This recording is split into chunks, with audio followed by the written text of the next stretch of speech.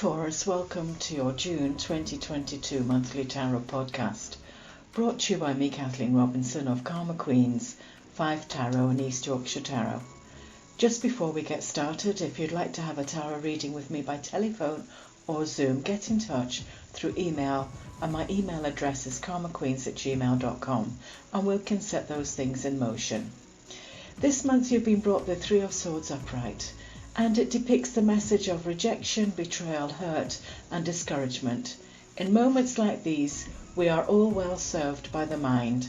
If you can think logically about it and prepare for the experience, the impact of this pain may be minimized. But remember too, that pain and grief are a normal part of life because they make us appreciate what joy and happiness we have, as well as teaching us. It is through pain that we learn to be able to avoid mistakes that could lead us into danger and grief, and therefore it's necessary in the journey of life.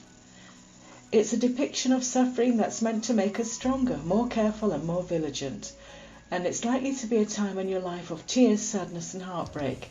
And if you're in a relationship, it can sometimes point to a breakup, a conflict or some kind of separation. In the worst case scenario, it can also point to a third party creating trouble in your relationship. You and your partner may have to face difficult problems in order to remain together. Without clear and respectful discussions and a willingness to work together, the relationship can reach its end. And if you're single, it may be that past grief and suffering is affecting your ability to date. Past wounds have not yet healed, and it's important to give yourself time before you're attempting to find love again. As far as career goes, it can also be a great source of stress, frustration and sadness for you right now. At worst, it can point to a sudden job loss or collapse of a company. More commonly, it can signal some kind of conflict at work amongst clients and colleagues.